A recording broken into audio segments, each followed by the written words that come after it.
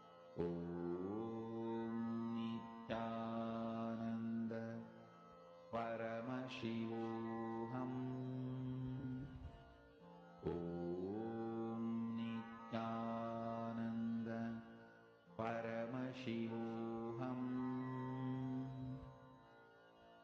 Om Nithyananda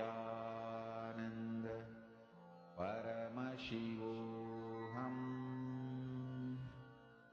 Om Nithyananda Paramashivoham. Om Nithyananda Paramashivoham. Yes, you can finish up the verifying with your partner. Finish up verifying whatever you were able to hear through your third eye. You were able to feel it, sense it, download it, whatever came. Just share immediately with your partner what your third eye told you.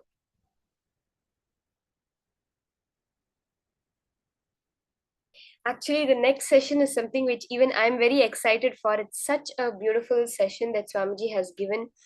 A real breakthrough understanding. You know, when you think about prayer, when you think about getting something from God, what's the immediate context? Oh, I'm something low and I have to beg him and I have to pray to him. I have to go, he's such a great being, he's so high and he's going to give it to me. But Swamiji has given us such a beautiful revelation from the Upanishads about what the right attitude for prayer is. When Swamiji is saying you are Paramashiva, you may be thinking, then when I ask something from Swamiji, what is the space I'm supposed to have? That Swamiji beautifully reveals is the space of Sohamasmi. I am him even when I pray. I am Paramashiva. That is what we're going to be understanding from Swamiji right now. Let's enter into these powerful cognitions from Swamiji himself.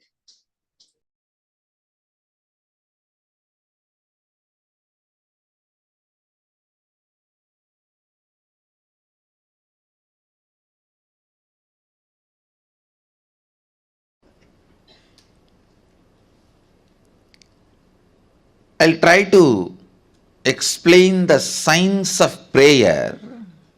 Usually, mind always operates from duality. If you utter a word, he is not good, means already you came to the conclusion he is bad. You can't take a stand, he is not good does not mean he is bad. Let us stop with he is not good. You will never take that stand. As a natural flow, your logic is always taught to take the extreme stance. The moment you hear the word, he is not good, immediately he is bad. Understand, duality keeps the mind alive. Duality keeps the dilemmas alive.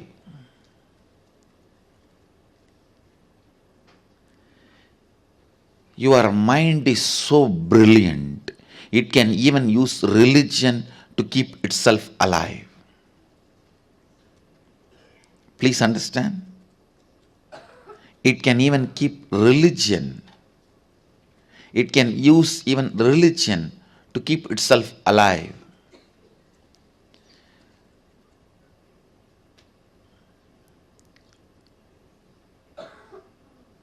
Prayer is one of the most misunderstood, abused concepts.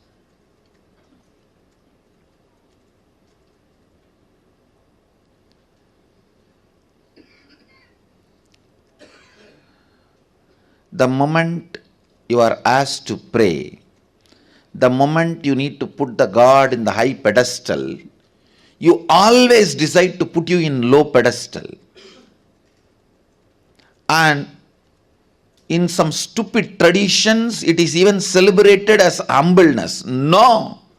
Understand, humbleness is not thinking less of you, it is thinking less about you.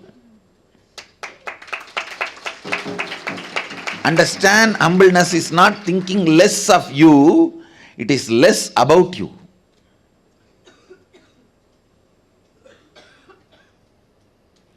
Humbleness is not the image you have about yourself. It has nothing to do with the image you have about yourself.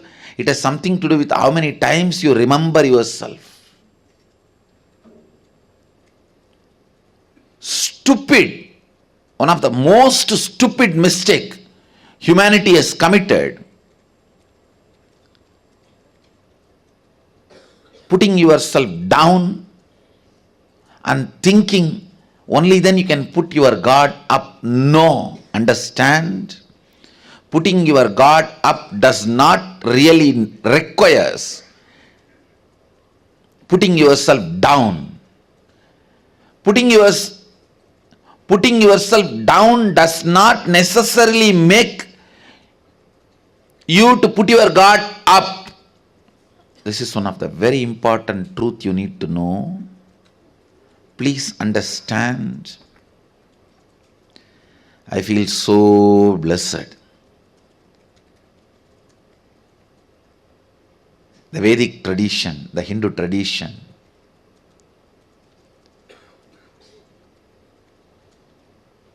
reveals the science of prayer so beautifully. Actually, this verse forms the basis of the celebrativeness of Hindu tradition. This forms the basis of the celebrativeness of the Hindu tradition. Even while you pray, you don't need to put yourself down or have a low self-inner image. You don't need to become a sinner to make God saint. God can be saint. You can continue to pray to Him. That does not require you should put yourself as sinner.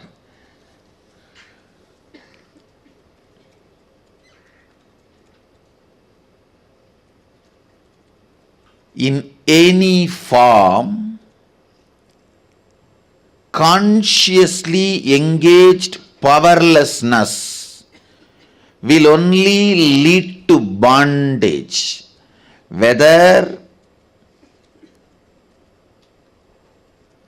during the period of your study or during the period of assimilation and cognition of the truths about your life, or during the periods you practice your profession, or during the periods you build your relationships, career, every part of life, or during the period you pray or you meditate, every part of life, entertained powerlessness only will bring tremendous bondage to you, suffering to you. Understand, even in front of God, you don't need to feel powerless to pray to Him, to ask Him. What a mature tradition.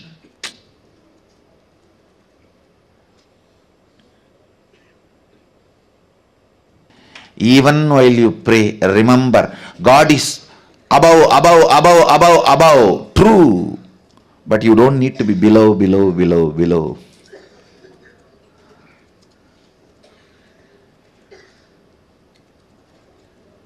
You don't need to be below for the God to be above.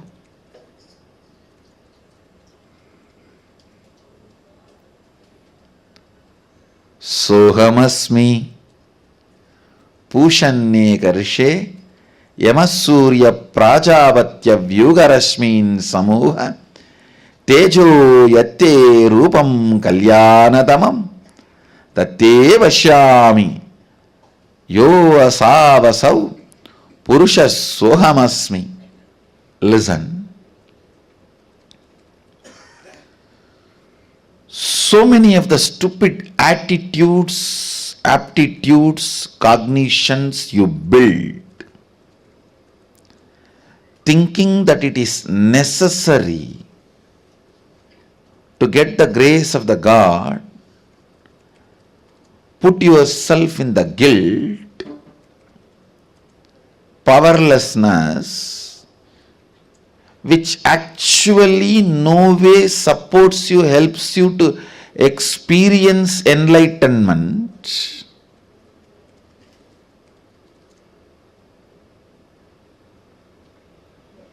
or the higher consciousness. Remember the right context and bring prayer in your life. Prayer itself will lead to enlightenment.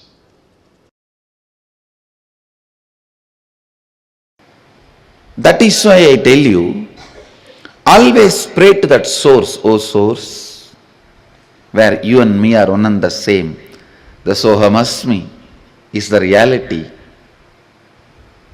I ask you, I do not know whether that source is now in Guru's being or in this body.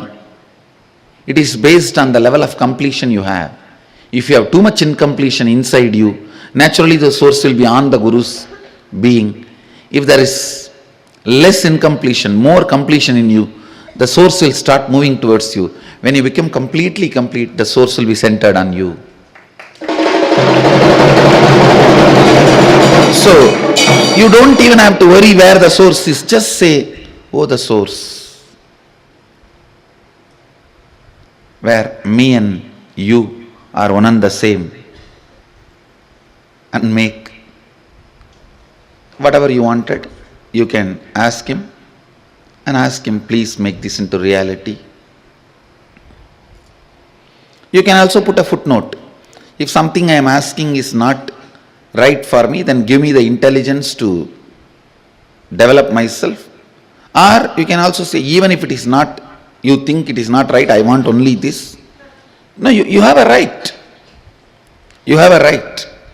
All I am asking you is, have the right understanding so that that prayer becomes beautiful process for you to experience oneness, Advaita. Understand. Please remember, whether we understand or not, catch it or not, indeed, the reality is Sohamasmi. That is why the Upanishad uses the word indeed. Whether you got it or not yet got it, Sohamasmi, I am He. You can tell him, oh source, I feel bored of doing all this completion, this, that. I know you are intelligent and capable of making completion happen in me. Please make it. That is enough. It can be such a strong, powerful process for completion. And understand, never ever a prayer uttered from the right context goes waste or unheard. Never think, never doubt it goes waste or unheard. You can shake sun, you can move moon. You are not just a developed version of monkey. No.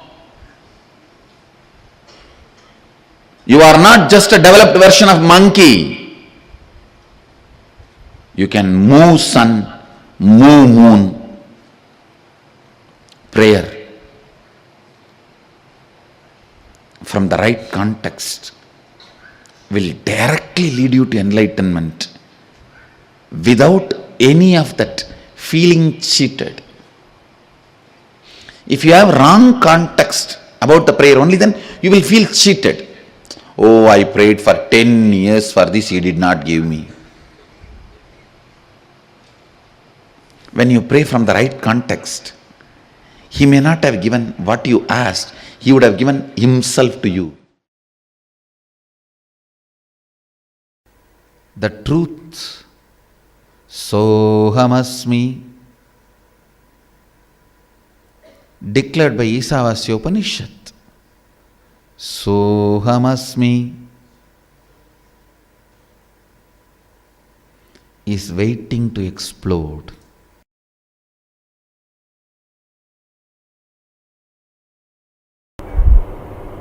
Understand, this can happen only by the tremendous surrender to Mahasadashiva. You can't enter into his home by any demand. No Aushadha can work. He is not a serpent. You put some medicine and herb and he will listen to you. No. He is Nageshwara. He is not Naga. Understand? It is deep surrender and devotion and reverence, humbleness, requesting Mahadeva, please grace us. Please grace us. It is only with the tremendous humbleness and surrender, with the tremendous respect, reverence, devotion, understand? As long as you exist in relative reality, be devoted. It is oneness. Oneness is the only currency which works on all the 11 dimensions. Dvaita, only 4 dimensions. Bhur, Bhuva, Shiva, Tapa, that's all, not even Satyaloka. But now I am making a statement. As long as you are in relative existence, be devoted. Yes.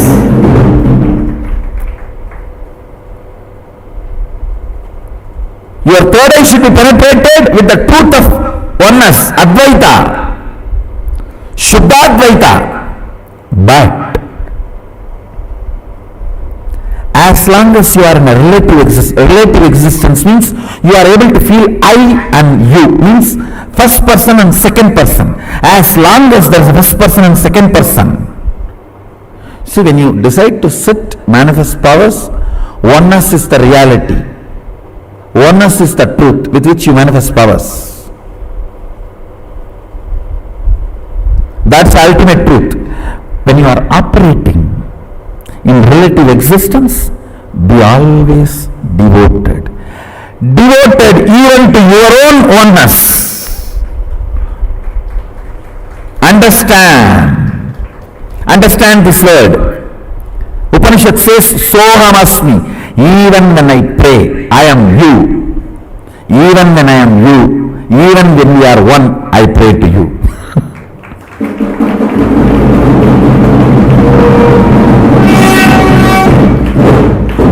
Upanishad has a beautiful word. Sohamasmi. Even when I am praying, I am you. So even when I am you, as long as there is a relative reality, I pray, I am devoted to you. I know you and me are one and the same. But as long as there is a relative existence, till I feel there is a skin for me and skin for you, I am devoted to you. People ask me, when thousands worship you, why do you bow down so much in front of the deities? And understand, this is the secret. When you sit in oneness, you should know very clearly, even when I pray, I am you. When you are operating in relative existence, you should know, even when I am one with you, I am praying. I am devoted to you. In relative existence, always be devoted. In reality, always be one. Understand, duality is not ultimate. I am repeating again. Oneness is the ultimate truth. That does not mean in relative existence you will be arrogant. No. You will be humble. In In relative existence, you will be humble. That is why I say, the Advaita I am teaching is Sutta Shivadvaita. In oneness, even when we pray, we are one with you. In relative existence, even when we are one with you, we are devoted to you. Be humble, be devoted even to your own oneness. Sometimes when I go to devotees' houses, I directly go to puja room and do the puja. Some of the devotees will keep my photo also. When I do the arti, I have to show to all. I cannot move the hand. I have to show all only. They ask, what is this, Swamiji? You are showing arti to your own photograph. What can I do? It is a symbol of my oneness. I am devoted to that.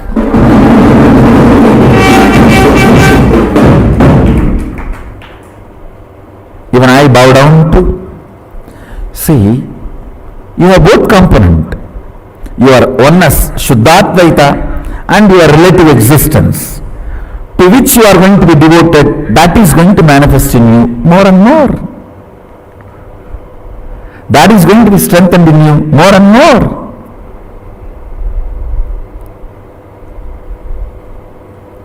Kailasa is the space of ultimate oneness. Sachidananda, ultimate oneness. Understand? Kailasa is the space of ultimate oneness. And if you hear only the Shabda, you can read your mind. If you hear only the Nada of Kailasa, you can read others' mind. I'll repeat the verse once, read out the translation, then give you the commentary. Agnenaya Supataraye Asman Vishwani Deva Vayunani Vidwan Yuyot Yasmajjuhu Huranamena Bhuyishtam De Nama Bhuktim Videma Agnenaya Subhataraye Asman Vishwani Deva Vayunani Vidvan Yuyot Yasmajjuhuranamena Bhuyishtam De Nama Bhuktim Videma. I'll read out the exact translation. O Agni, the fire god, knower of all our actions and all that is worth knowing, you must take us along the righteous and auspicious path of completion. Please listen. You need to understand this first line. O Agni, the fire god, knower of all our actions and all that is worth knowing, means even the modern science proves when your brain knows something, that area gets lit up. The knowing action happens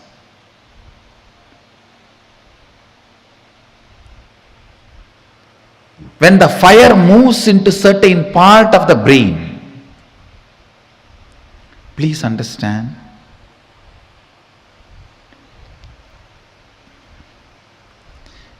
Everything may be there outside you. You will not know if the fire does not move in your brain. If the fire moves in your brain, only then you will know what is happening. So, fire is responsible for knowledge, knowing to happen in you. Listen carefully. Fire is responsible for the knowledge to happen in you. I tell you, fire gets fully awakened by integrity. Nothing. Just follow intensely integrity. In 12 months, you will have a kind of a fire in you through which you can know anything you want to know. Anything which comes in front of you and you want to know it, you will know it.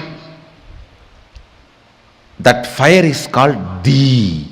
In Sanskrit, we use the word, a single letter, Di. All the ancient languages, fire is addressed as Ti.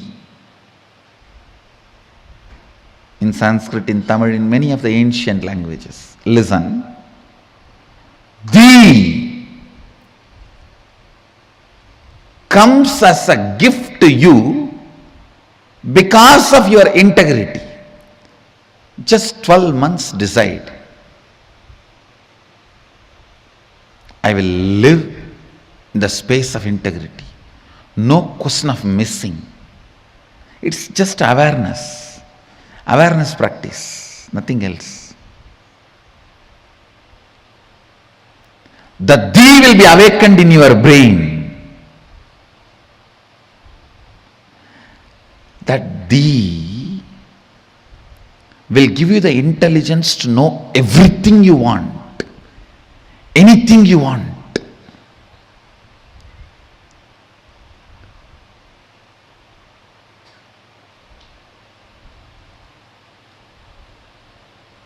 Here the Upanishadic rishis are addressing fire.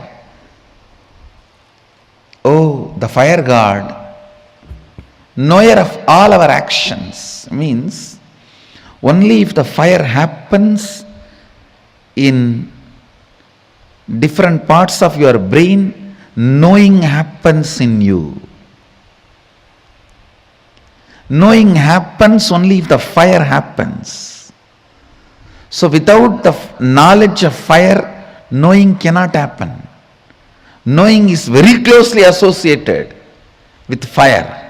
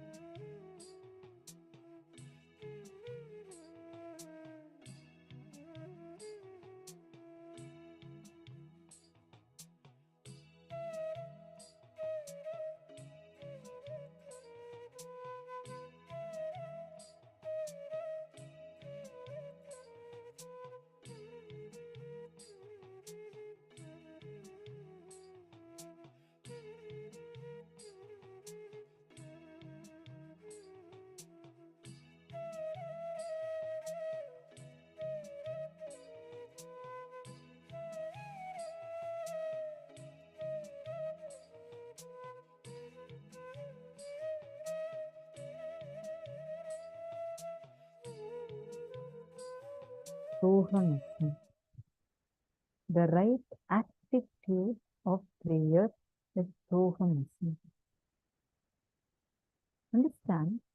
Just cognizing this itself will give us a very powerful understanding about ourselves and about God. The idea we carry about God, the idea we carry about how to worship God, what is prayer, all of these play a huge role in sculpting the way we relate with Him. You may be wondering, why is it that Swamiji is explaining so much of importance to what prayer means? Why?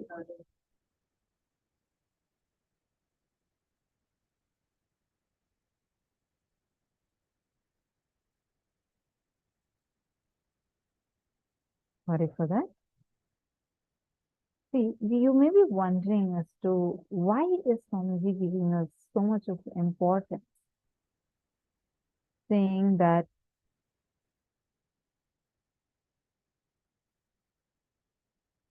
this putting God in higher pedestal and you don't need to put yourself in lower pedestal. Why? Why is it so important to understand? Listen to this. Because how you are listening and cognizing about God, how you could relate with God, is going to impact the way you experience life.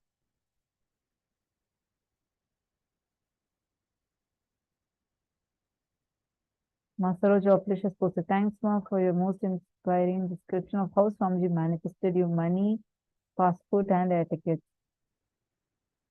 It filled me with unlimited hope and courage and dedication to my Guru. Thank you, Ma Saroj, for posting such inspiring words. Actually, it's not just me. Anyone, whoever connects to Swamiji, anyone, you just need this one connection to Swamiji. The way he will manifest for you God. It'll be, you just can't even describe it. He will just shower himself. Like, I'm remembering, there is one, first time Swamiji wanted to give the Sundareshwara Paramashiva Sayujya Samadhi Darshan.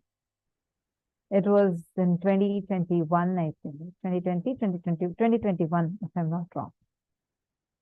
And this Sundareshwara Paramashiva Sayujya Samadhi Darshan, usually there's like, Swamiji will announce it ahead of time. Like, you will, already Swamiji will say that on this date, Paramashiva is going to manifest as Sundareshwara and will shower everyone. So like this, you will get to know earlier, right? And you all will also be seeing the posters, everything out. This particular day, and this was like the very first time Swamiji is even going to give that darshan. It was like all that day's programs ended. We had a Bhava Samadhi darshan. All the things got over like as per schedule. And all of a sudden, Swamiji said that now Paramashiva wants to manifest immediately as Sundareshwara Paramashiva Sayujya Samadhi Darshan. All of us are like, what? Like, it's like totally unplanned and like, it was a very spontaneous one. Swamiji said, right now, immediately, Paramashiva is going to be manifesting. And we all were very excited and a lot of people had come in. Most of you would have also been there in that darshan. Swamiji came as Sundareshwara Paramashiva.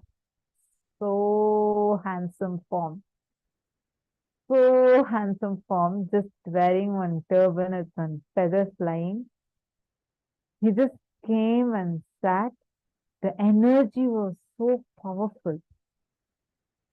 For almost, I think the darshan went up to 1.5 hours or so. Swamiji did not utter a single word. Not a single word, except for once or twice, Swamiji said, Om. Not a single word. and darshan got over. I was really thinking like, suddenly Swamiji came, gave this darshan, and like, what's happening kind of a thing. It was just, but it was so beautiful darshan. Even now, I just love that form with which Swamiji came as first ever Sundareshwara Paramashiva Sahaja Samadhi darshan. Few minutes, darshan just got over. I got from independently 60, 60 different people messaged me saying how they were just waiting, praying just to see Swamiji once. They just wanted to have Swamiji's darshan, and exactly as if answering their prayers, suddenly Swamiji came live, and usually they will not check the live notification, but suddenly Swamiji popped up in their screen and Swamiji blessed. So many people had materialization of Jnananjana, Kumkum, Bhasma. That's when I understood, hey, not a single action of this is even casual. There's nothing that can be casual. Even this, he just manifested so many of their prayers. Immediately, Swamiji just manifested a Sundareshwara Paramashiva and showered everyone. One person messaged saying that she was sick. She was running at high temperature, and she said she had prayed to Swamiji saying, Swamiji, you just come. I know if you come, my fever will go. Correctly, Swamiji came, her fever reduced. Like this, not one, not two, not even like 5, 6 people. 60 people. 60. And this is the number of people who reached out to me, like who had messaged me.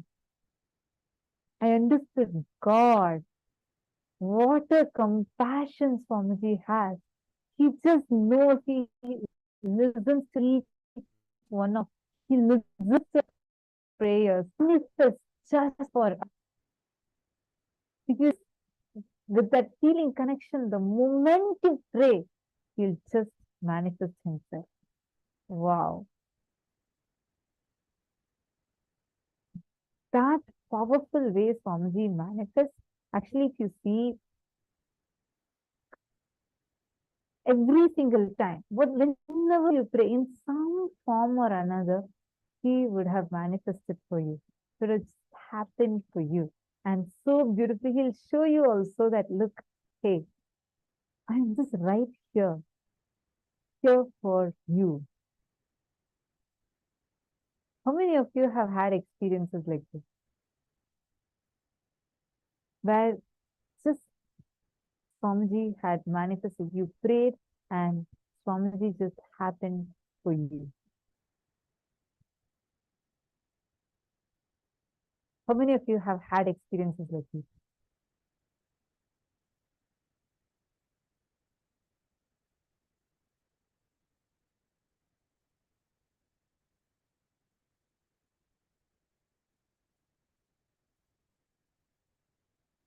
Millions of experiences. Wow. Okay. Yes. Yes. So many yes coming.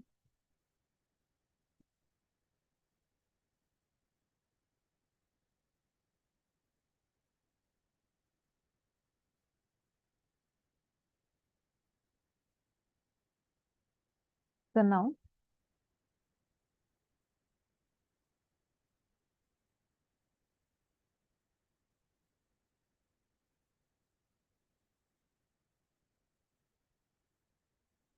Gita Devi, it's not my way of explanation that's making your devotion and connection with Swamiji going high. It is Swamiji manifesting it for you. Understand? All the people around you are just mediums. It is Swamiji flowing and manifesting just exclusively for you. See, now all of us understand this one thing. When you think that, oh, to put God in a higher pedestal, I need to put myself in a lower pedestal. You're actually fooling your own self, and it becomes a justification for this self-victimizing pattern. See, understand, Whenever you say, oh, if God has to be high, then I need to be something low. No, that is only binary logic. If God has to be higher, you do not need to be lower. Swamiji once said, Swamiji said that if Paramashiva is the ultimate, supremely auspicious and powerful, extremely powerful, uniquely powerful, then Swamiji said, Parandama is the ultimate.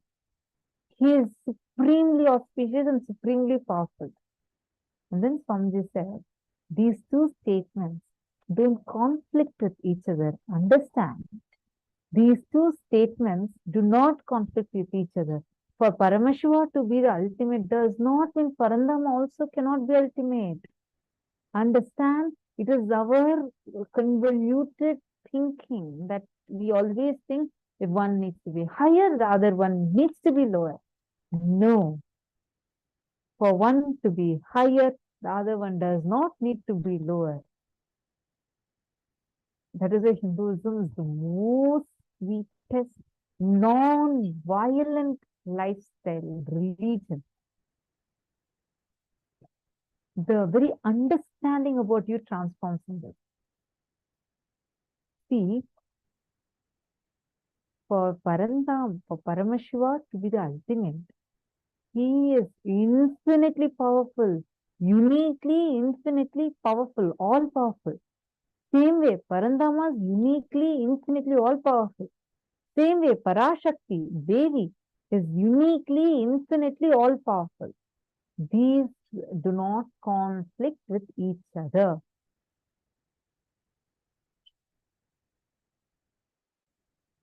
The problem is we all have something called as the binary way of thinking, binary logic. For example, if there are two doors, and if I say one door is closed, immediately what will your thinking be? If I say one door is closed, what will you think? The other door is open, correct?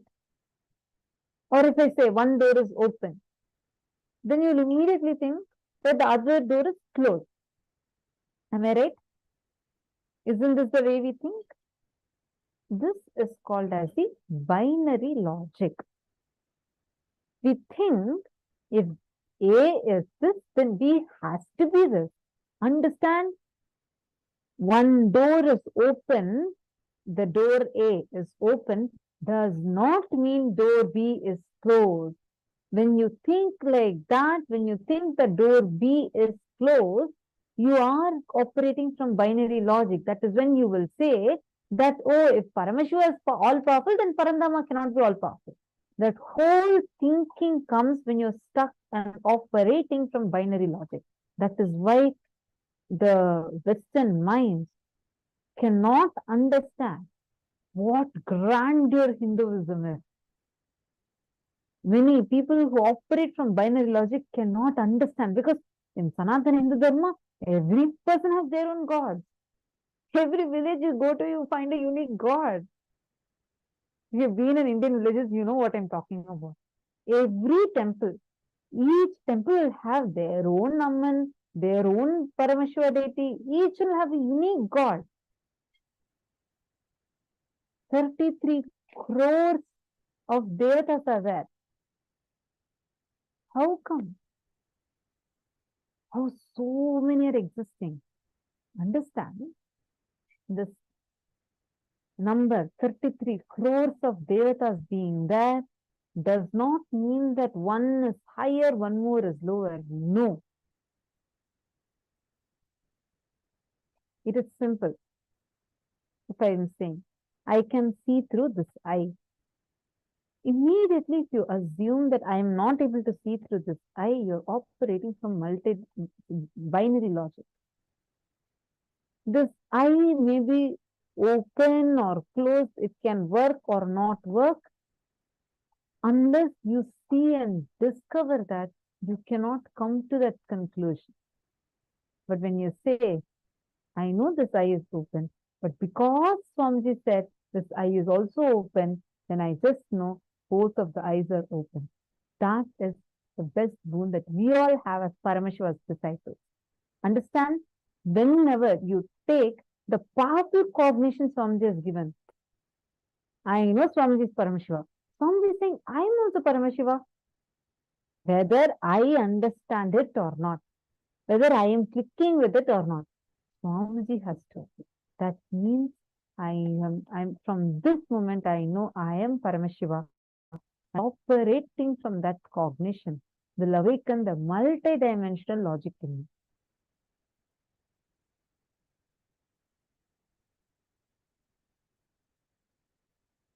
Can all of you type and post, what did you understand about how when for God to be in higher, for God to be higher, you do not need to put yourself in a lower pedestal. What did you understand from this one statement that Swamiji said? Can all of you type your understanding and post? Come on. Ma Sherry Gao, Ma Ratna Prabha, Ma Saroj Joplish, Ma Nitya Naresha, Ma Jnana Pradata. Listen to the question. When Swamiji said, for God to be higher, you do not need to be lower. What do you understand by this statement? Whatever is your understanding, please take a few minutes and type and post.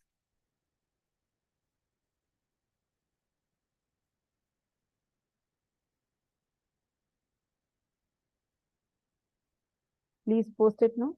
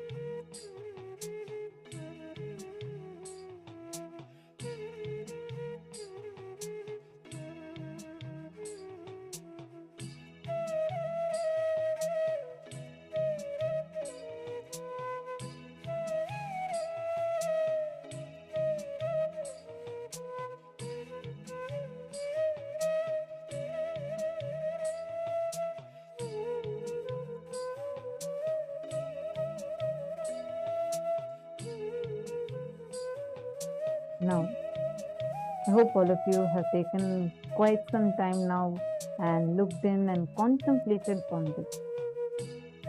Right?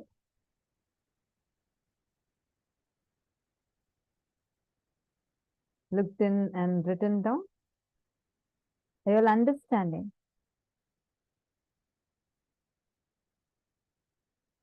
Very, very nice understanding. So many of you have posted. See, now with this cognition, connect with Swamiji. You're going to enter into next round of power manifestation. All right. I request all of you to understand. Every time any great devotee, you take anyone from any Purana, any example, you would always see Paramashiva will just test the disciples with persistence, but he'll never let them down. Understand? And you'll always see the people who are worshipped, even now the 64 9 who are worshipped, 63 9 who are worshipped, all of the 63, each of their stories, if you see, each of them are like normal human beings like you and me, just doing normal things. But at some point, they have such a deep feeling connection with Paramashiva, even when the worst thing happens to them in their life, they do not deter away from their strong feeling connection with Paramashiva. And Paramashiva manifests, blesses them, showers them, and even after thousands of years, even now, those beings are worshipped in temples as 63 Nayanmars. So understand, even when you think, oh no, I am not manifesting anything, nothing is coming to me, hold on to your feeling connection. Do not ever doubt your feeling connection. Strengthen it more and more. You'll simply start manifesting. Are all of us clear? Shall we all enter into the power manifestation?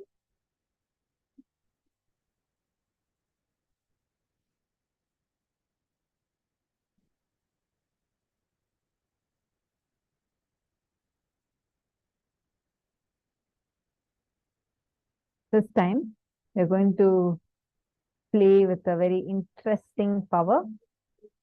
The power of Durashati. Okay. So I'm going to tell you what is going to be so interesting about this. I'm actually going to be playing an audio here. Okay. I'm going to be playing a music for all of you. And you are going to be, and I'm going to be muted. See, listen carefully. I'm going to be muting myself and I am going to be playing an audio here. You will not be able to hear with your normal 2 ears. You should use your third eye and you should listen to what music I am playing here. Are you all ready for this game? It's going to be very fast. Ready? If you are ready, please put in the chat saying, yes, I am ready.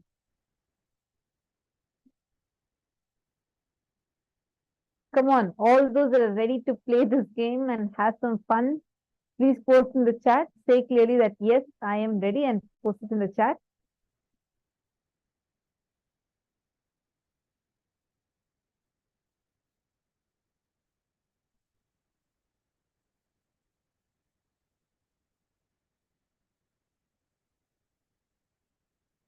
Okay, so now the time starts now. So basically, I'm going to be playing music and I'm going to be muting my mic here. So you will not be able to hear the music through my microphone. You'll be able to hear it through your third eye. You should listen. You should see through your third eye and you should listen.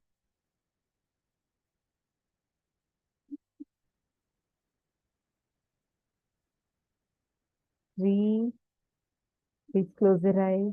Chant the Mahavakya. 3, 2, 1.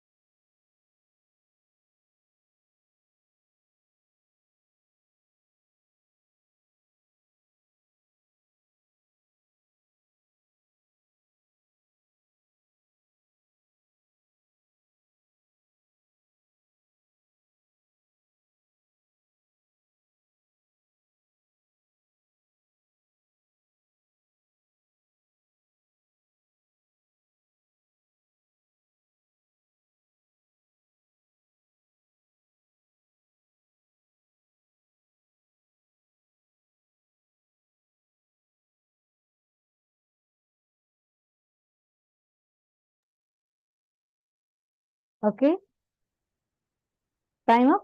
You all can post in the chat whatever you heard. What was the music that I was playing here? Come on.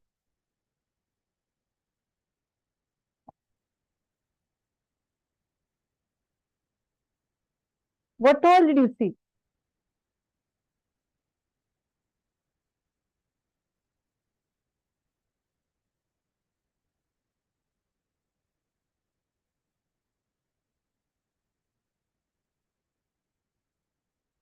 I'm going to be continuing to play the same sound. You're going to be listening and saying what song it is or what am I playing. Okay?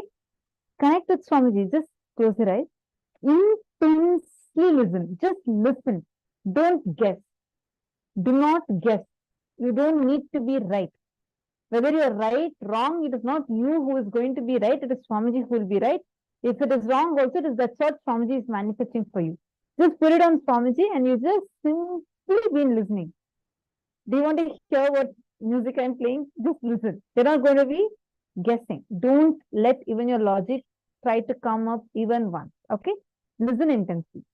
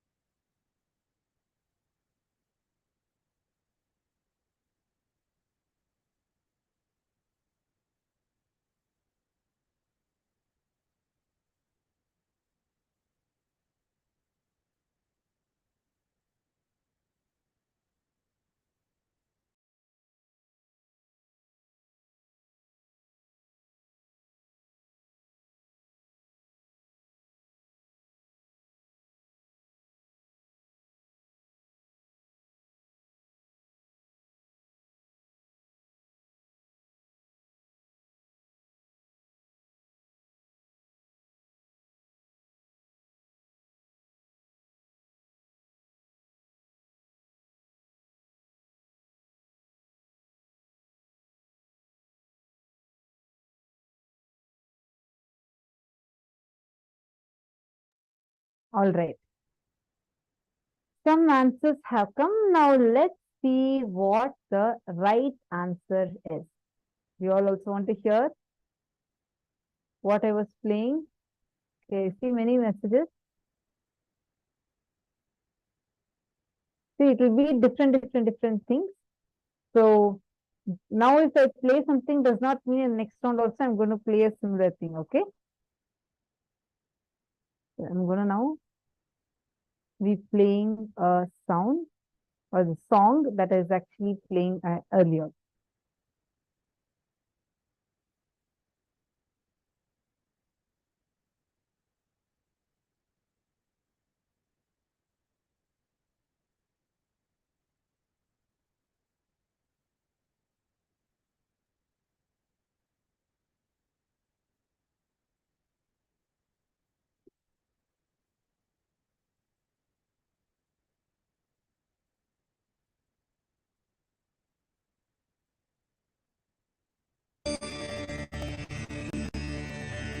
அருமருந்தே அண்ணாமலையோனே Ananda நித்யனே அகருள் மாய்ப்பவனே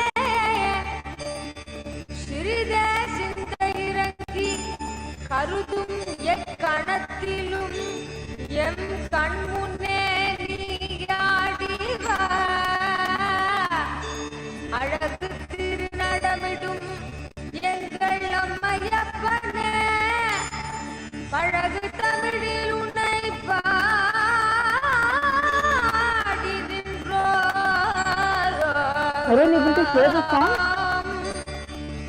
தூயவனே ஞானவனே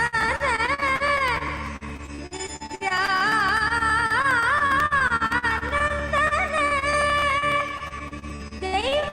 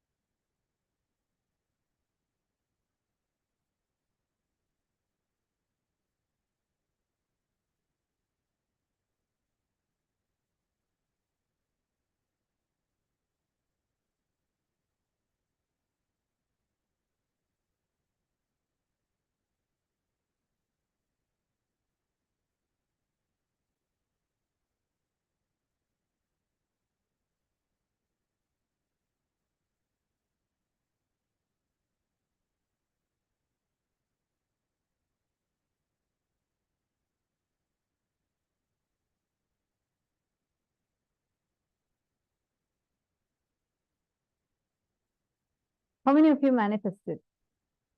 How many of you were able to manifest this round? How many of you heard this song?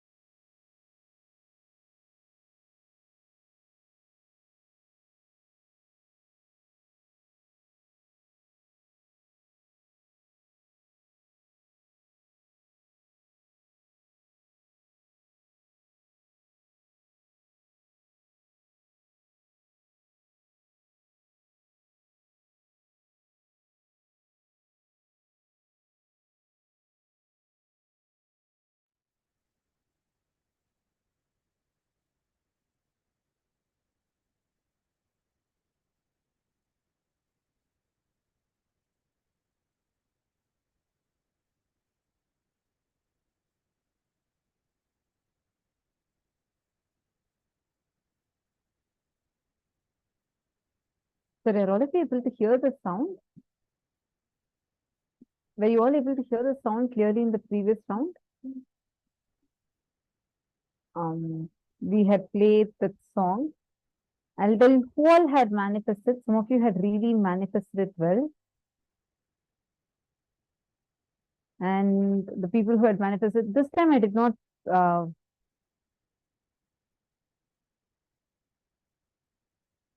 Mamsakala said this.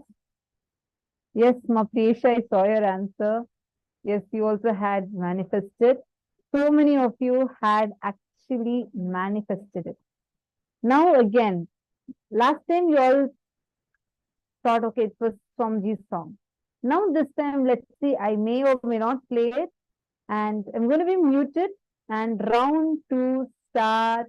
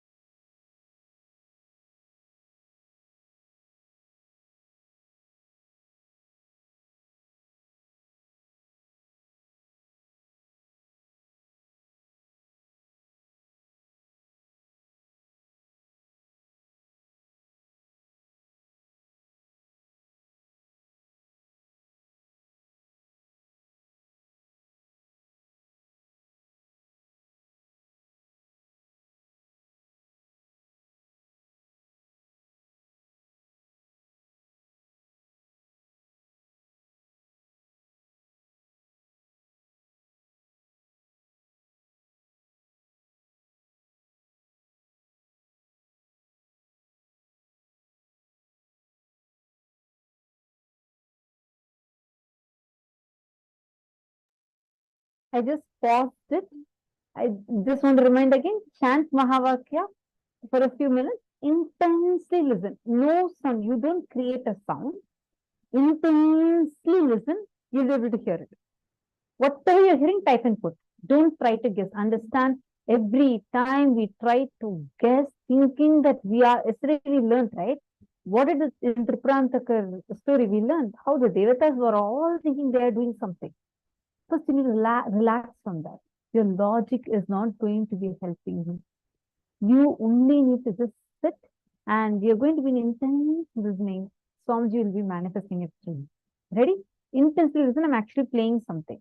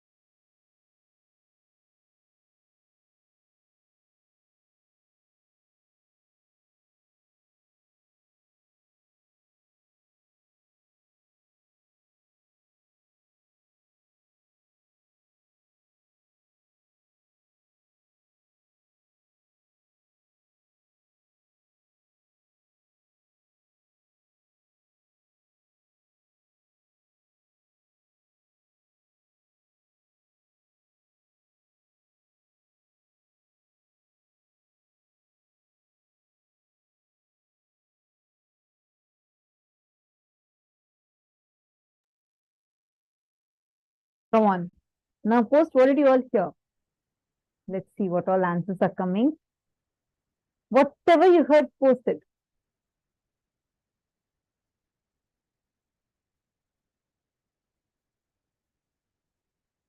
Then what else? What else came? Come on. Keep posting. You got some visualization. Did you get some instrument? Did you get some sound? Did you get some song? Whatever came. Just keep posting.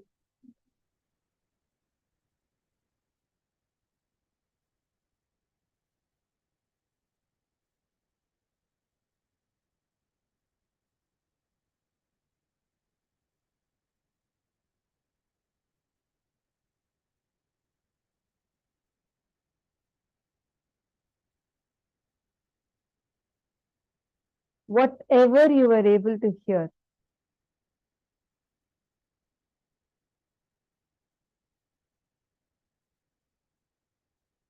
Ma, Priyesha, you should not give me so many options to choose from.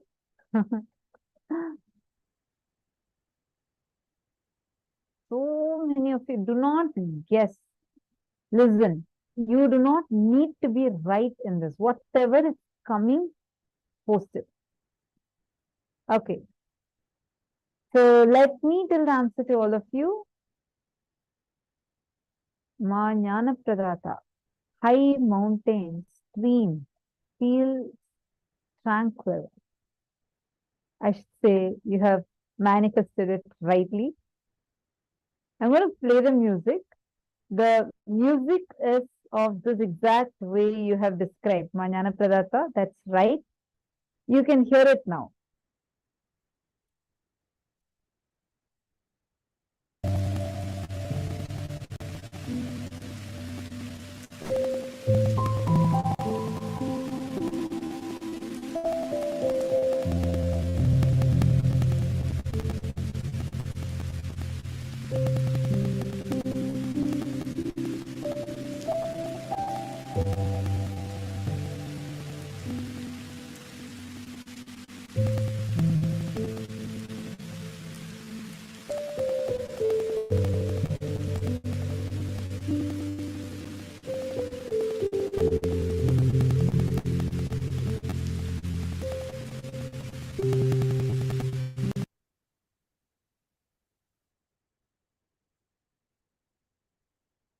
it is actually supposed to be some rain sound with this chime. I think few of you told this chime sound.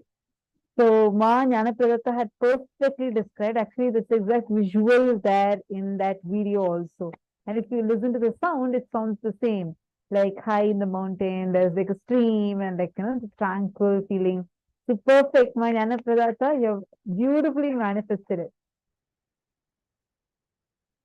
And Ma Geeta Devi also said chimes, and Ma Jayanti Kanakaratnam and Ma Sonia Rao had told that there's an upbeat.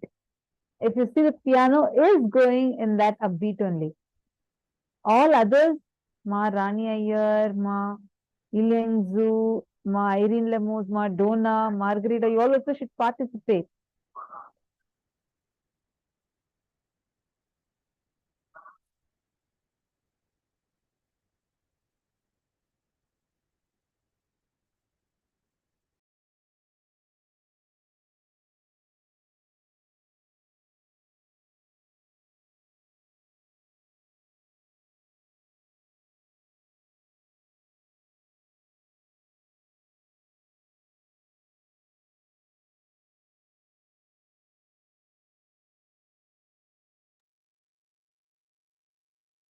Okay, shall we all do one more round? Are you all ready for one more round? It can be any sound. The sound that it can be sound, music, songs, anything. Don't give me so many options. You should only listen intensely, and whatever comes first, you should put. Okay?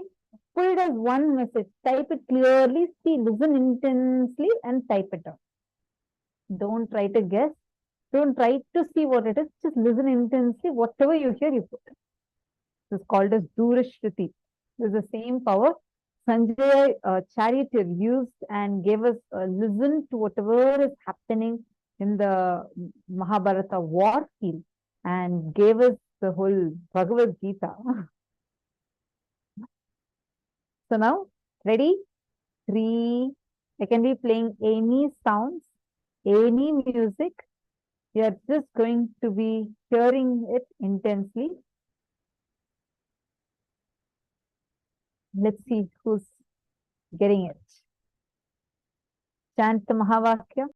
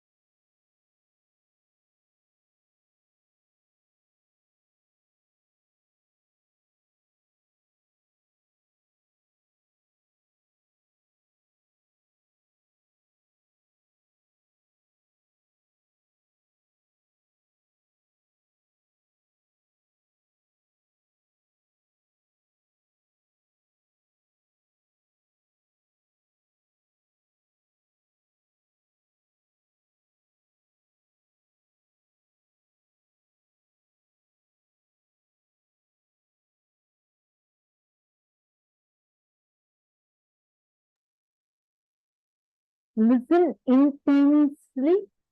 Do not try to guess. Just intensely listen. You will not be able to guess. Just listen. Whatever is coming, even if you feel like, why am I here? Okay? Intensely.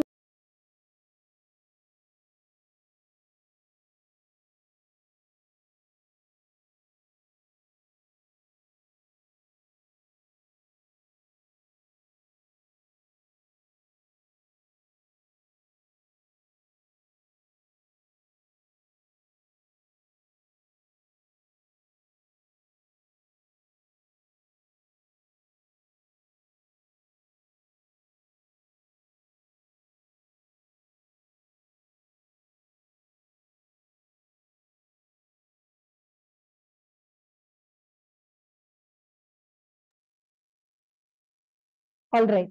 Now all of you can post what was the music or sound that you were hearing. Come on. All of you post whatever came to you till now. Whatever, even if you saw some visual, everything. Sorry, Ma, Sonia, Ishana. I read your message now. We will check and correct it. Ma, I apologize for that. What all did you see? See, sometimes you didn't hear, but you saw some visuals. Whatever came, put it.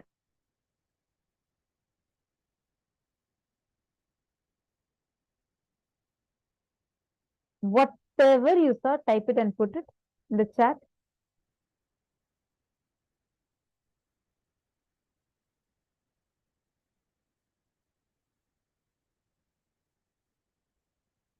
Don't try to guess it. Whatever came, just type and put it.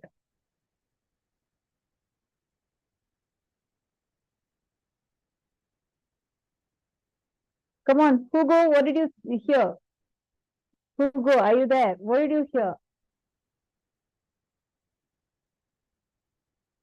Tenguan Yang, what did you hear?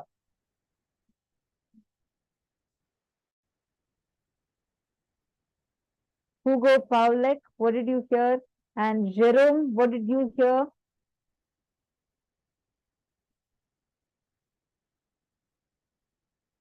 I request all of you to post.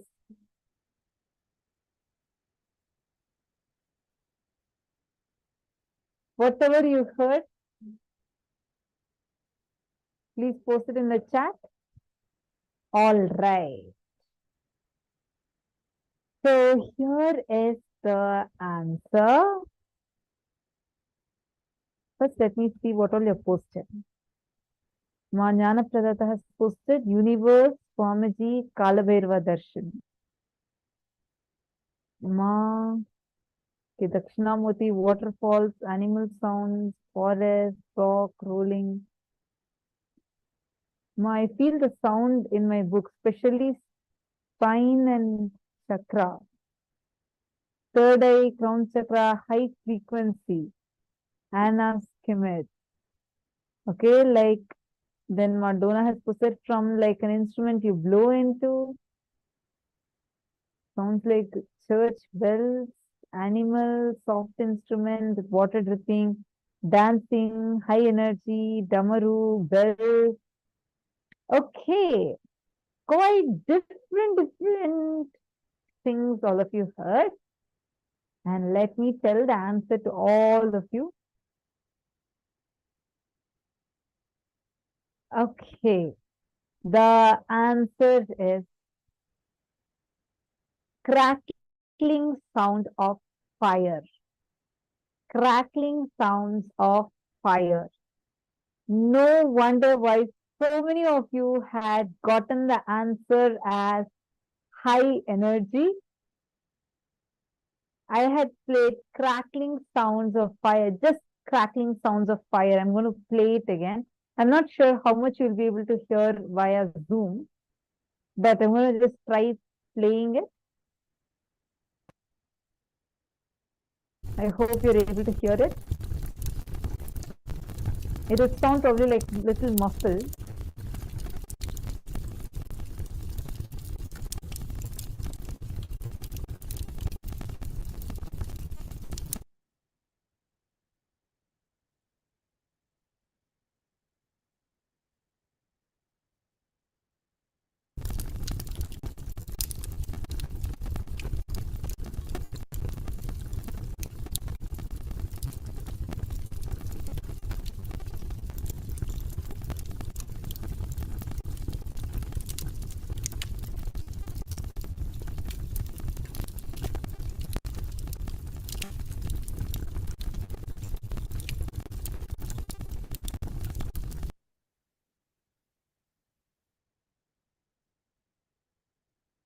Okay, some participants are saying it sounds like rain. Okay, I also agree to that. Fine. So all the participants who were posted high energy and water dripping, these two are right. So you have manifested. Shall I do one more round? Are you all ready? All of you are going to participate? Come on, now I'm going to think of something very unique and put.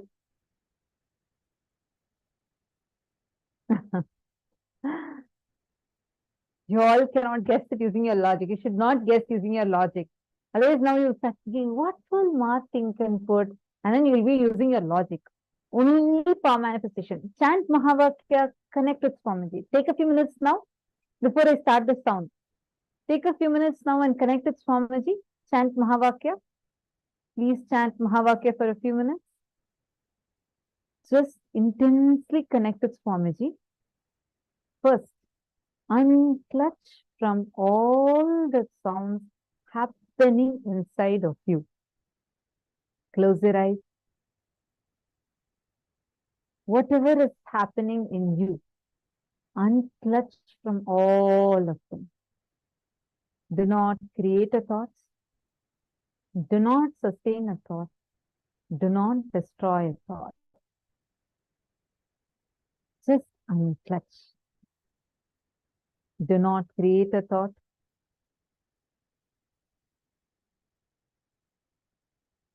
Just witness and unclutch.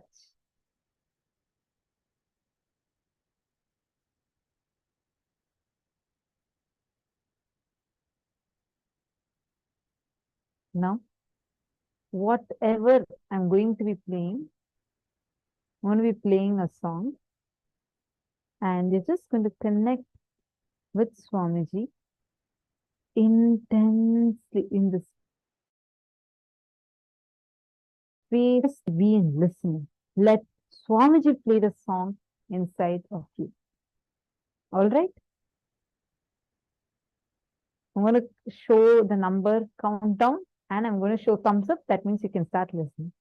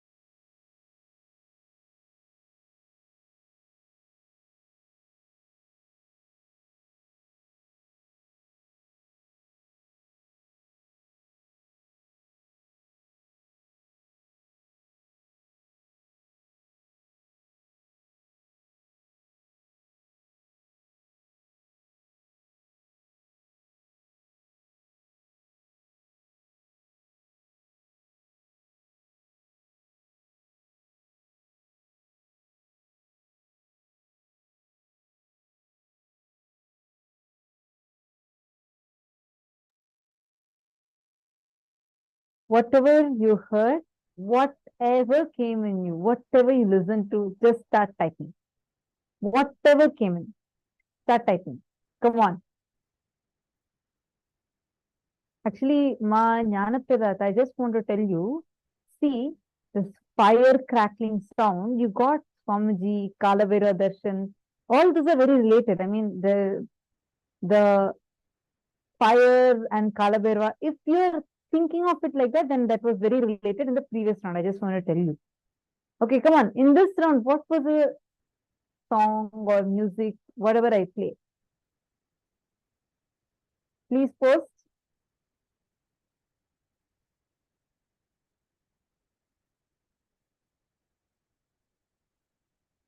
Whatever you listen to, please post. Don't guess. Don't see other people's answers and think, okay, this may be the answer, this may not be the answer. Do not guess. As I mentioned, you won't be able to guess it because we are going to do it in a very randomized way.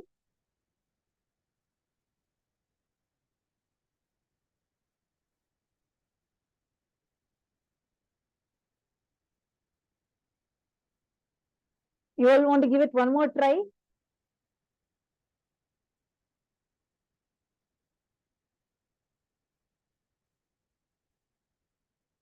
Do you all want to hear it once more? Okay, I'm going to play it again. Listen carefully. I'm going to just continue playing it. I'm muting myself. You're going to listen intensely and you're going to put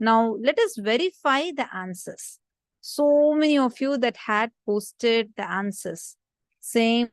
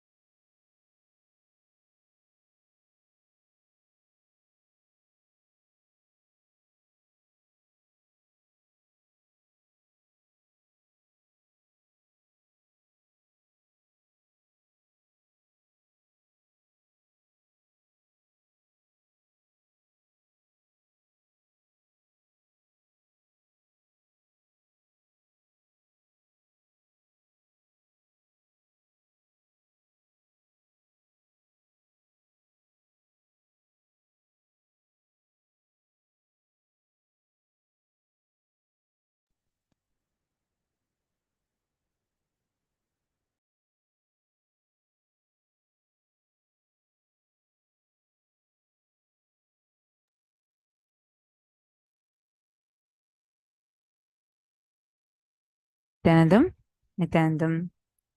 Yes. Sorry. So now we are going to be playing. What is that audio that all of you were listening to? You all did the power manifestation for. Are you all ready? Shall we all see what the answer is? So, okay, first let me read what all are the answers that each of you have posted. And I again sincerely want to apologize and complete with all the participants. There has been some audio issues since morning. Our team is working actively to fix the issue. We hope to fix the issue soon.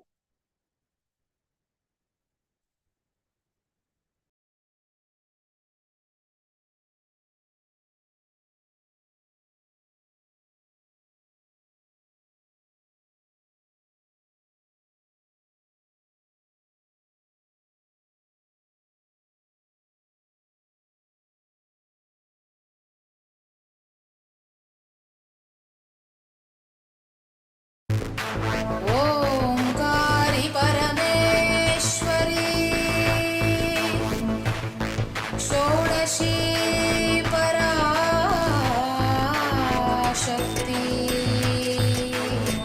अरुणाचले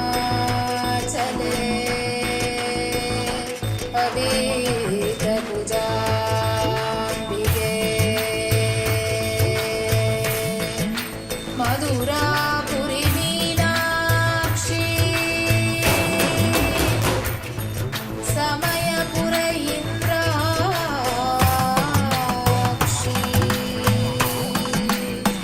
Kanchi Kamakshi Kashi Vishalakshi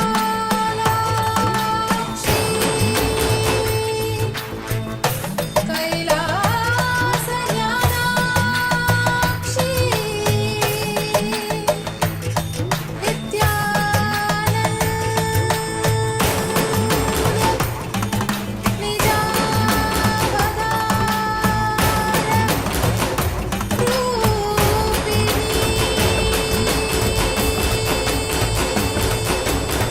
शिवशङ्करि शाप विमोचनि शोक विनाशिनि शास्त्रते शिवसहिते शिवशम्भु शुभङ्करि शुम्भ निशुम्भ मदासते सकल मनोहरि सुन्दरि सर्ववशङ्करि शङ्कर तोषकृते जय परमेश्वरि नित्य सुमङ्गलि नित्य नितेश्वरि पालय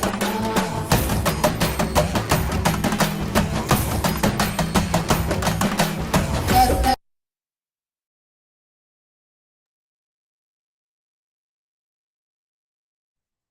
So this was the sound that was being played. And did you all hear it?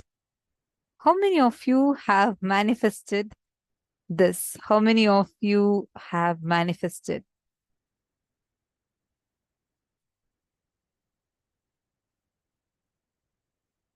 Madhananda was just enjoying. Actually, in the beginning, Ma Dhanananda, you kept seeing it as Kalabhairava Ashtakam.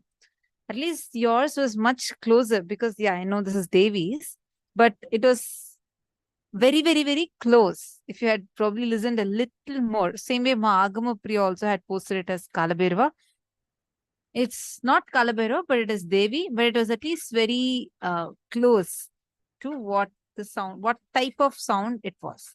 Did you all enjoy this session? And I really sincerely just again want to apologize for the issue. We are speedily fixing the problem. The audio issue and is getting fixed.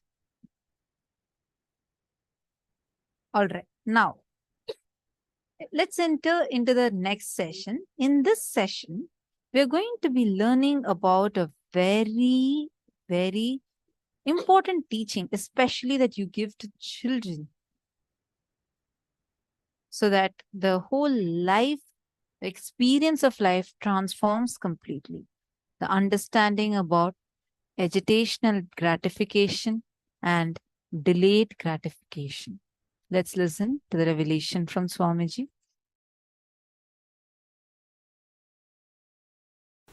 The Isavasya Upanishads, 11th verse. Please recite along with me. 14th verse of the Isavasya Upanishad. Recite.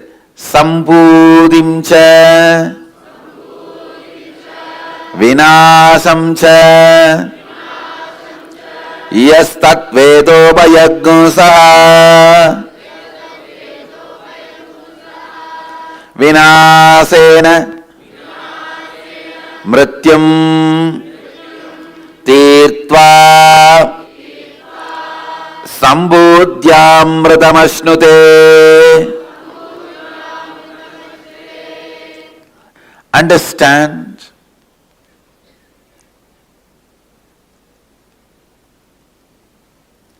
cognize your existence, cognize the existence of the life, universe, God, everything with a larger vision. Listen, why you do what you do, why you think the way you think, should be based on larger vision of life, not just a immediate agitation gratification. Please understand, all your so-called luxury, the sensory pleasures, are agitation gratification. Please understand. The agitation you feel in the tongue, you gratify it with the food which destroys your health but gives you temporary gratification. Please understand. In Agama, Mahadeva describes what is taste. If your whole tongue and the mouth experiences the saliva, that is taste. That will never happen by the food which gives you the pleasure of agitational gratification. Please understand.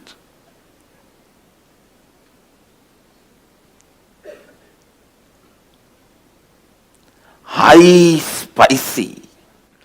Understand.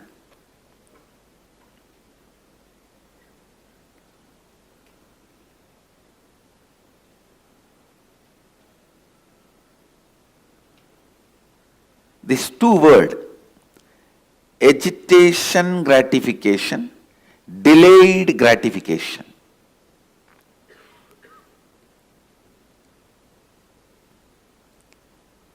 When you think you are going to exist only this 20-25 years which is in front of your eyes, you will always opt for You will opt for only agitational gratification things. Now, what? What next? What next?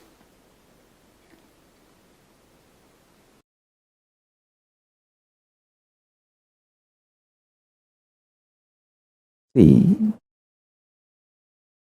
I'll give you the science of parasite. Whenever you go through the intense flood of hormones and chemicals, for example, hunger, or feeling very horny, lusty, or feeling frightened, terrorized, whether you feel lusty, sexually driven, horny, or frightened, terrorized, or hungry, all these three is just flood of hormones and chemicals inside you. Whenever the hormones and chemicals are flooded inside you, the womb, mother component for the parasites to be born is created. The egg, garbha, for the parasites to be born is created. The good news is you can live without letting the parasites happen in you. But if you decide to dump food the moment you feel hungry, your action is the male component, sperm inserted into that egg. Your actions going with the flow pattern of the hormones and chemicals in you, your actions are male component added to the female component, parasite is born. Your actions are the male component required for the parasite to be born in you. The chemicals and hormones make the womb, egg, female component for parasites. Your deluded actions, going with the flow of the hormones and chemicals, those actions are male component for the parasites to be born. When they both happen, when they both meet, parasites are born in you. Listen, never eat the moment you are hungry. Bring eating to a very clear, conscious flow. I give you the best practice. Eat only once a day. Listen to every line. Eat only once a day. At least within next 6 months, come to this practice. Raise yourself. Eat only once a day. Keep everything you want to eat before the puja. Offer everything to Paramashiva and Guru in the puja. All this has a reason. Because when you eat only once, your whole body will feel the hunger. Even though you are feeling hungry and the food is in front of you, you cannot eat immediately because you have to do the puja. Whole thing has to be offered to Paramashiva. The delayed gratification will happen. So the agitated parasites will not get strengthened by your repeated actions of fulfilling them whenever they trigger you. See, when the parasites are born, they get strengthened by triggering you and making you act on the same pattern. Listen.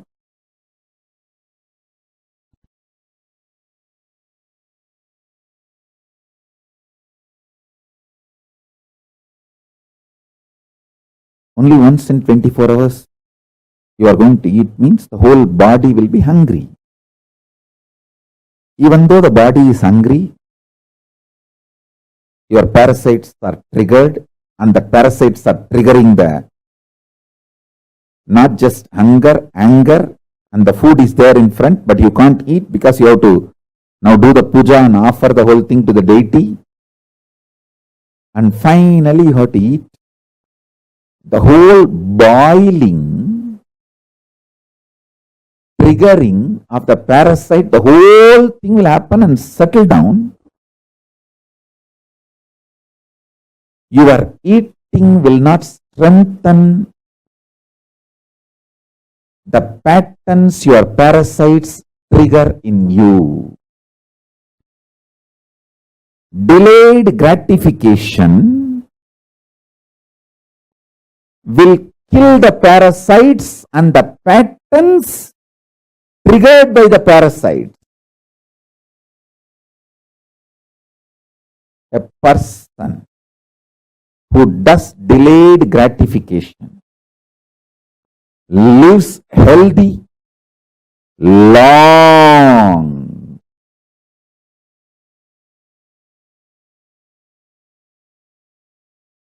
Lives healthy, long. Because the parasites in him can't trigger patterns in him. I tell you, don't think hunger triggers only the commands to get food and eat. No. The hunger triggers the kind of irritation which is responsible for almost every bad thing happening in the society. I tell you, 99% of the time, people who are fighting are hungry, triggered by hunger pattern.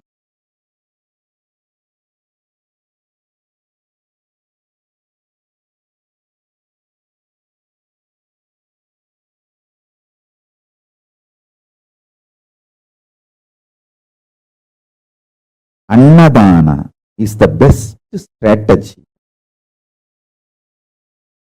I have always seen, whenever the people come to visit me, guess I tell them first feed them, give them food, then I will meet them. So the meeting will always be pleasant. They will be in the mood to listen to what I am saying. There will be beautiful communication. Parasites get strengthened. I tell you,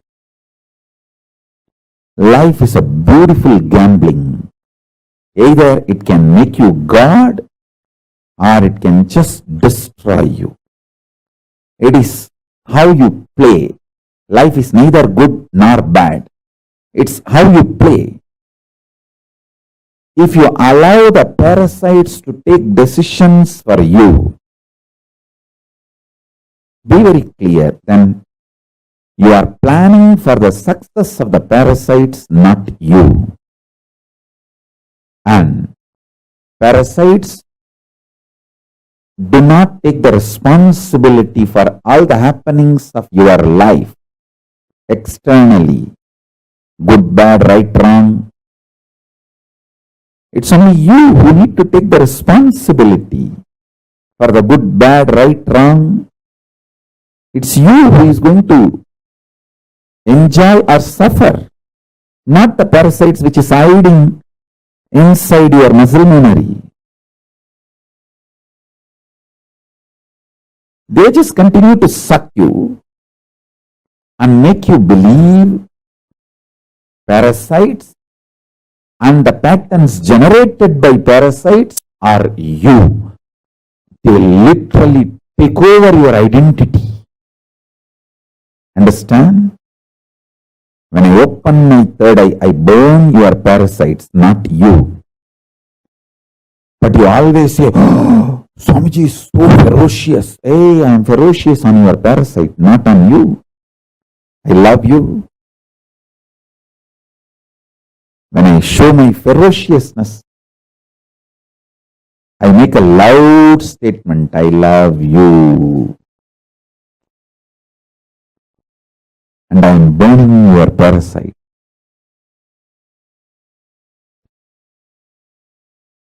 If you try to burn it on your own, you may take births and births. If you allow me to burn it, I can finish it in few days. I am telling you.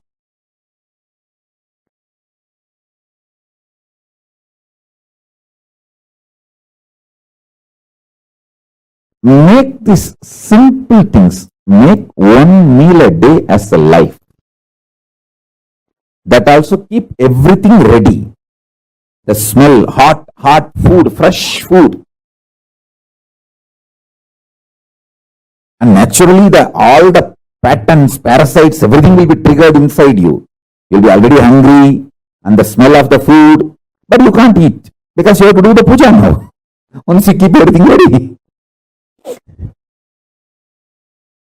The delayed gratification. So after the puja, if you eat, you will eat exactly what you need, how much you need. The whole process of eating will not tire you, it will empower you. I tell you, the most healthiest people who live for a long time, healthily, I have seen in my life, all of them, 100%, whether my grandmother or Kanchi Paramacharya. My grandmother lived 103. Another one grandmother lived 106. My grandfather lived more than 90. And Kanchi Paramacharya lived 100 years. Just I think few months less than 100 years. All of them whom I have seen who lived long, all of them had one lifestyle. Less food or no food. Very less eating. They built the body systematically from the young age itself to live with minimum food, minimum quantity of food. Their food was very subtle, like breathing or liquid. Paramacharya will fast for days continuously. In my family, everyone lived quite a long time. Other than my father, everyone lived such long number of years. Because all of them had this habit of fasting for Paramashiva.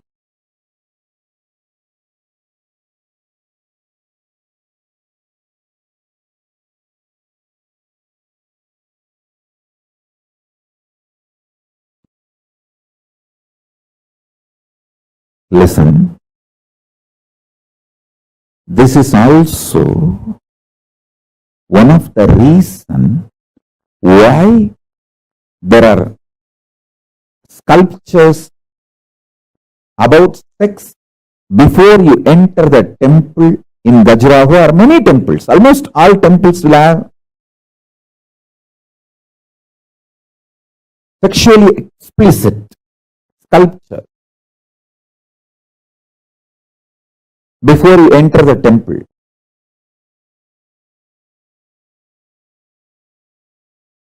It's like delayed gratification. You have come to the temple.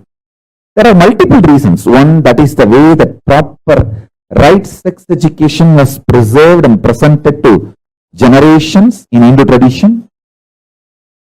And second, you are sexually triggered, but you can't act out. Now you have to go to the temple inside and do puja.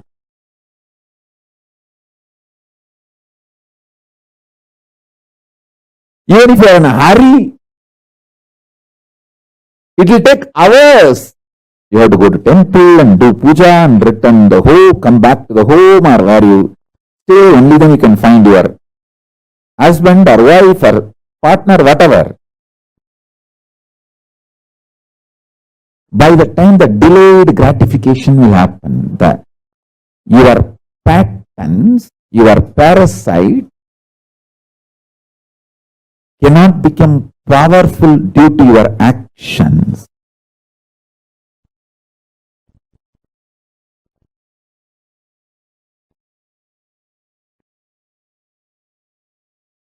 If you listen to my instruction and practice only one meal a day, that also all the food you are supposed to eat, you will keep it ready and start the puja. By the time you start the puja, literally all your parasites will be triggered, microbes will be triggered. They will all be passing commands inside you. Hey, do this, do.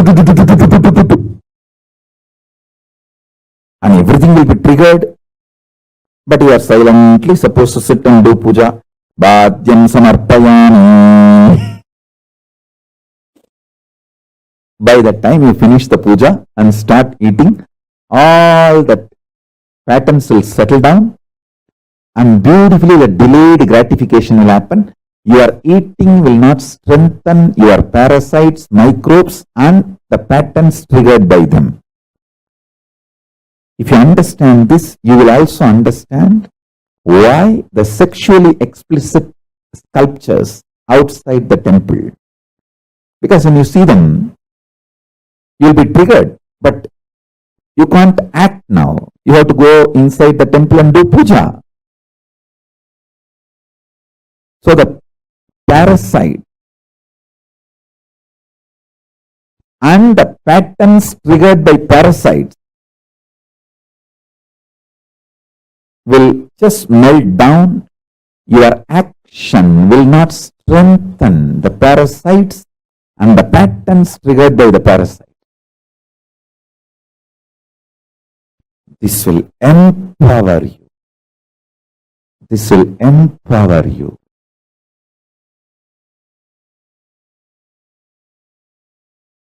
To be energetic, you don't need to eat whole day. What is eaten whole day is junk food. That is not the food for energy or health. To be healthy, just that 1 or 2 meal, clear diet, vegetarian, uncooked, sattvic food is enough. But the diet should be with a clear rule and regulation. Same way, to be enlightened, you don't even need to do whole day spiritual practices. Just the right cognitions, awaken the right cognitions inside and install them, invoke them. Please understand. Now the truths I am teaching, if you invoke them inside your being, they will be making peace inside you eternally. The deepermost part of the cosmic consciousness is peace. Sadashiva. You can experience that by this verse. Please understand. This verse can make you experience the deepermost part of the cosmos, the eternal peace, the Sadashiva. Only one thing. Sit with yourself. Cognize what all is perishable, inauthentic ambitions in you, what all imperishable, authentic, conscious manifestation in you. Don't be afraid. You may suddenly find there is nothing authentic in you. Everything is just perishable, inauthentic. Don't be afraid of that. Everything being inauthentic is not something wrong, but you living it without recognizing it is something wrong. So even if you recognize everything you know inside you is inauthentic,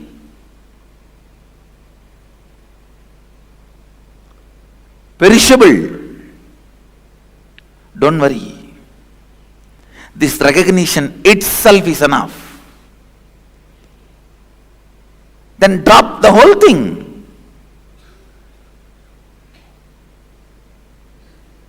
Drop everything you discovered as perishable.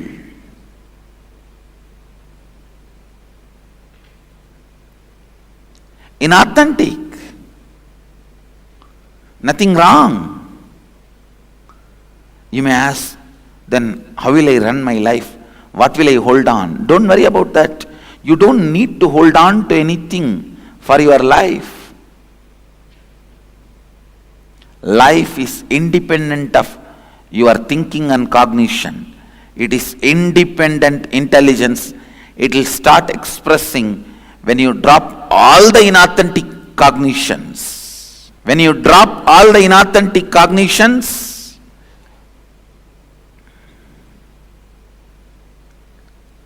you will see automatically the imperishable starts expressing in your thinking, action, behavior, response, talking, walking, in every way.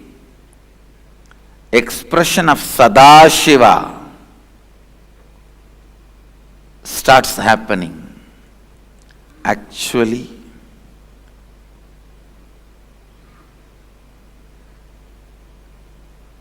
when you recognize all the inauthentic components of you, when you cognize all the inauthentic components of you, they will melt down and the authentic, imperishable will start manifesting. That manifestation is what I call living enlightenment, living Advaita, Shivoham. The cause of manifestation, Sambhavat, is Shambhava.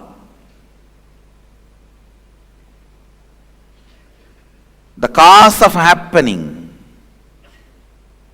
is happening means manifestation means Shambhavat. The source of happening, the cause of happening is Shambhava.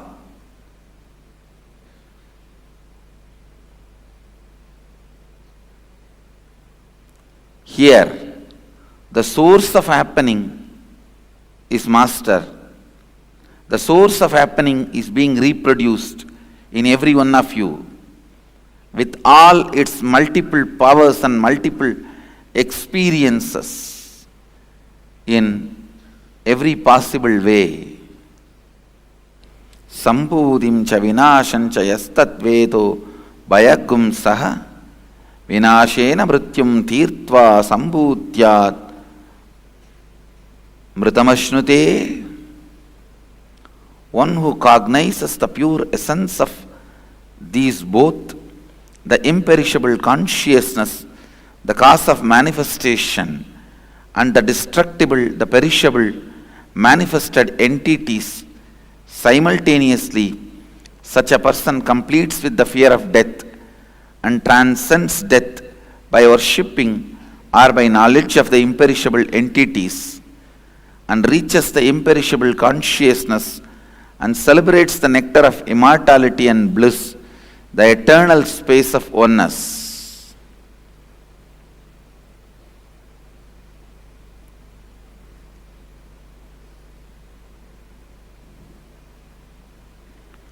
Celebrate the imperishable. Celebrate the eternal.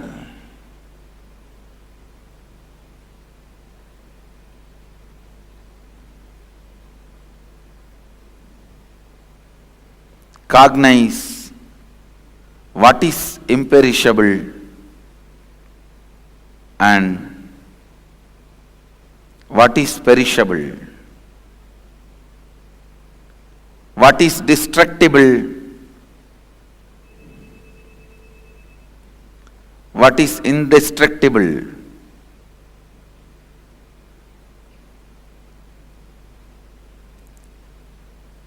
When you start cognizing the inauthentic, perishable, authentic, imperishable inside you,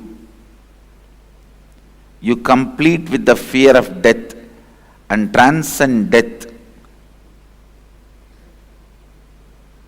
Then no more death for you.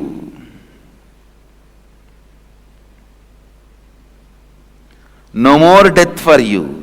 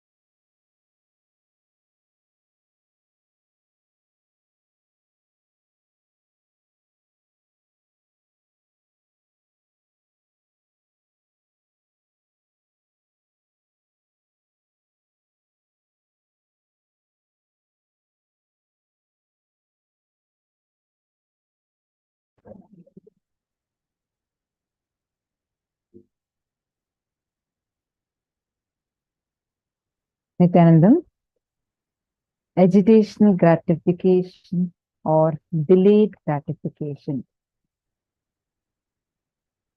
Very powerfully, first Swamiji explained to us what is the difference between these two. What all come under what category? What all comes under the category of agitational gratification? And what are the things that come under the category of delayed gratification? Swamiji explained both of these to us very, very, very beautifully.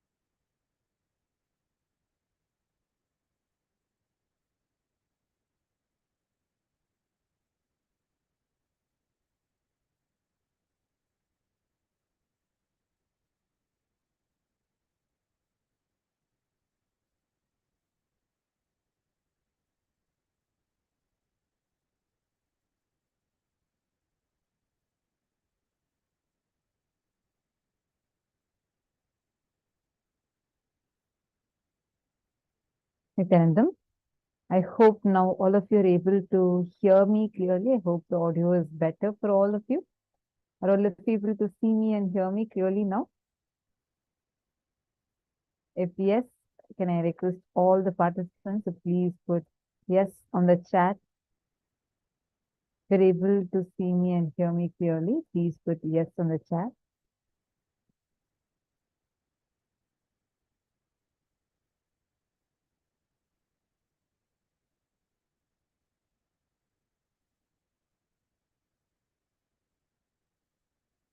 Great. Wonderful. Glad that all of you are able to see me clearly and hear me clearly. Now,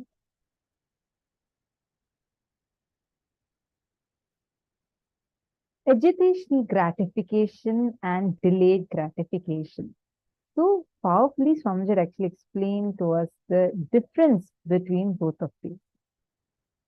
When you think that, okay, I'm only going to live for this next 20, 25 years or maximum next 40 years, 50 years, when you feel that that's all you're going to exist, you will feel like an agitation in you, like what next, what next, what can I get next? How much more can I get next, next, next?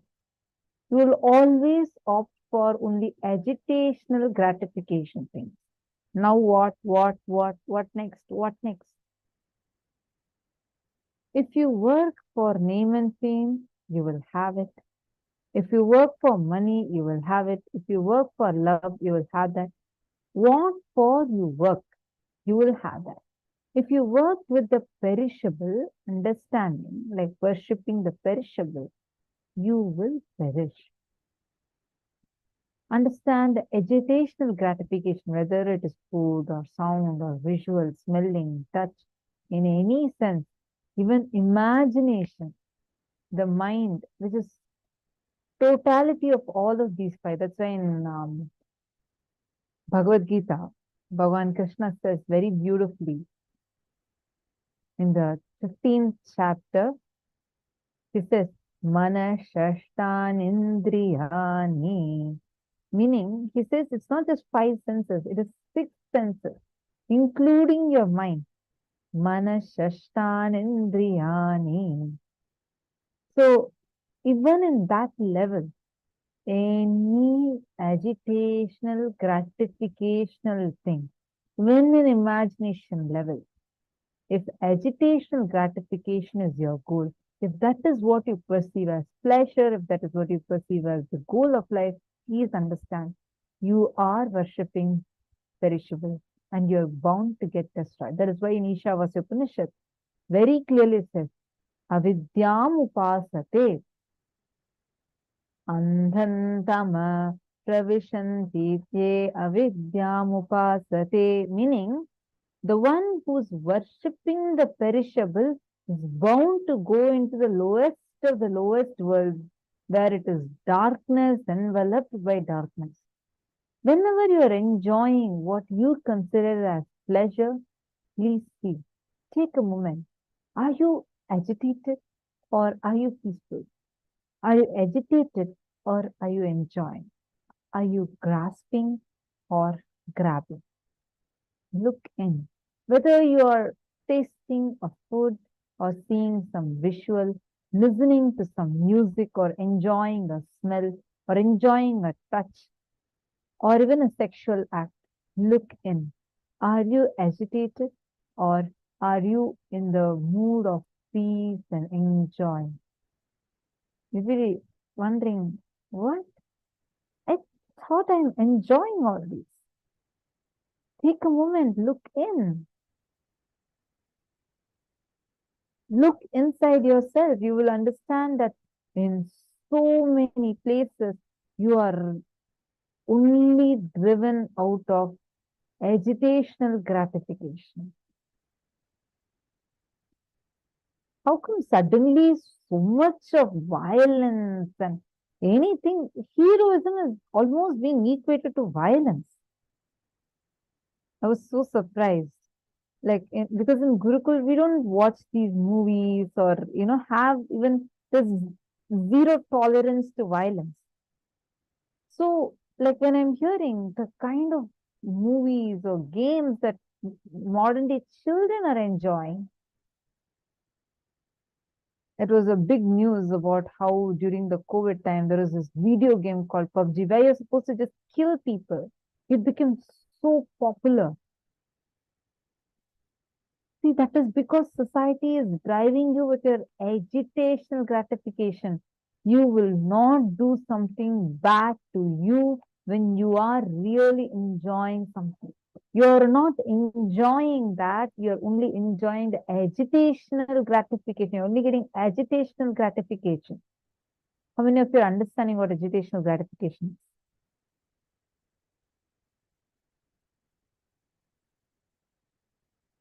Mahongzu, Manistre Gunya, Irene Lemus, what is agitational gratification? Can each of you post?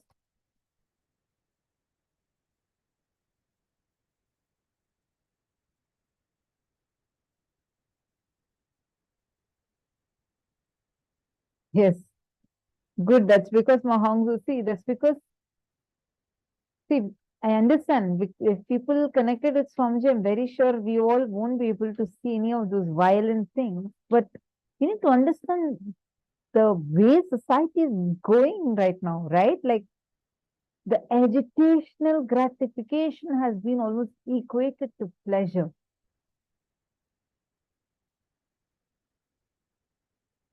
Mavirupaksha is asking for more explanation. Sure, ma'am. Listen carefully. Whenever you see only the limited 20 to 20 maximum, you just see that limited time frame and you just want to grab it. You just want to get suck as much as possible out of it and try to gratify, satisfy yourself. This is called as agitational gratification. For example, there was an experiment that was conducted. I think this was by University of Chicago or Harvard, one of those two universities, where they had a few children in independent houses and they had tested this. The parents were asked to give the kid a chocolate. And the mother would tell the kid, look, I'm going to go out and come back.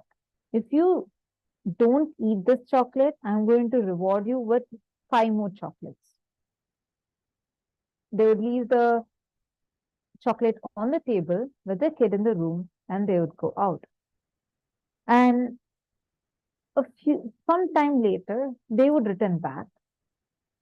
And there were 2 scenarios. One set of children had just eaten off the chocolate. Another set of children were waiting for the mother to return back.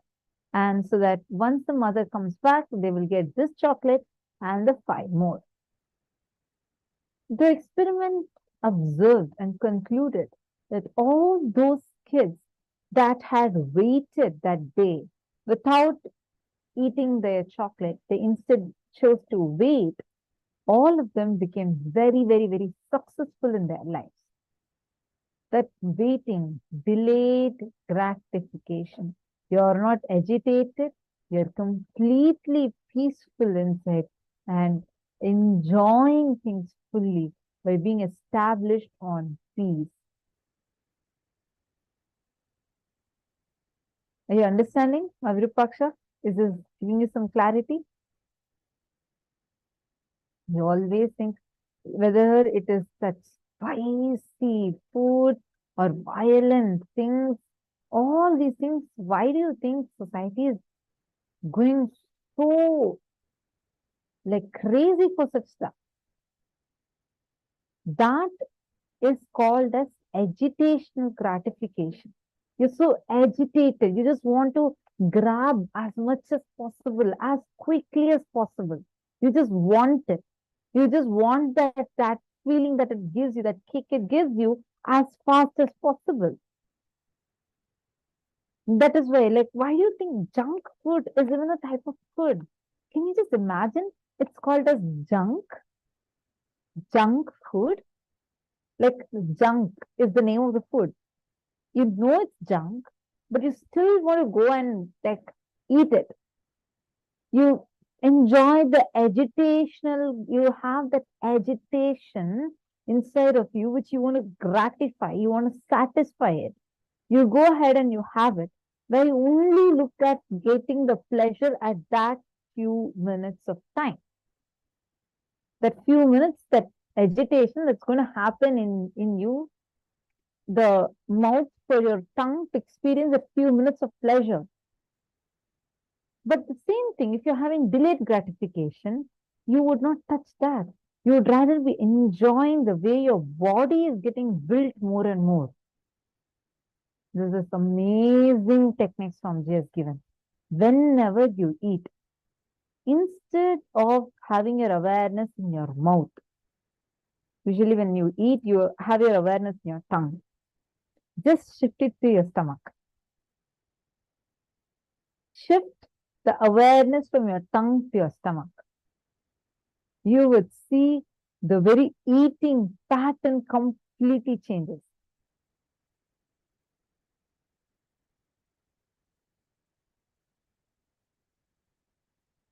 Whenever you are enjoying what you consider as pleasure, please take a few minutes and look in. Are you agitated or are you peaceful? Whether you are tasting a food or you are just watching something, are you agitated or are you peaceful?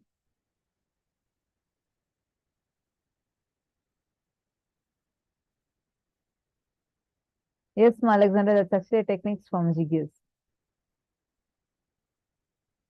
Now, let's all take a few minutes. You're going to sit with yourself, right?